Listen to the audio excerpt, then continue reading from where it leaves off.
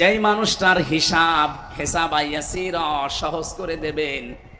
নবী যে শব্দের ব্যাখ্যা করতে গিয়ে জানিয়েছেন সহজ হিসাব কি বোঝো তোমরা? সাহাবীরা বললেন আল্লাহ রাসূল ভালো জানে।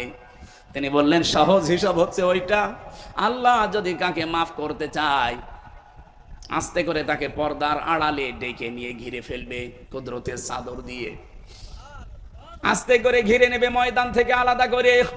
যদি আল্লাহ কাউকে হিসাব ইয়াসির দান করতে চায় যে তোর হিসাবটা আমি সহজ করে দেব, আস্তে করে ঘিরে ফেলবে ফেরেশতাদেরকে দিয়ে। মনে করেন আজাদ ভাইকে ঘিরে ফেলেছে, চারিদিকে ঘিরে আমার আল্লাহ নিজে তাকে সামনে দাঁড় করিয়ে বলবে আজাদ এই কাজগুলো করেছিলি। সবগুলো ভিডিও ফুটেজ আকারে একটা একটা করে যখন তাকে দেখাবে, দেখে ওর মনটা কান্নায় ভেঙে পড়বে। কারণ আমি জানি এখন আর গোপন করে কোনো লাভ নেই। মাথা নিচু করে বলবে আল্লাহ আমার কিচ্ছু করার নেই, আমারে মাফ করে দেন। রব্বুল আলামিন বলেন এই যে অসহায়ত্ব, এই কান্না জড়িত কণ্ঠ, ওর মুখের দিকে কাকতি মিনতির দিকে তাকিয়ে শেষ পর্যন্ত আল্লাহ বলবেন যা তোরে মাফ করে দিলাম, কাউকে বলবি না, জান্নাতে চলে যা। এইটার নাম হিসাব ইয়াসির।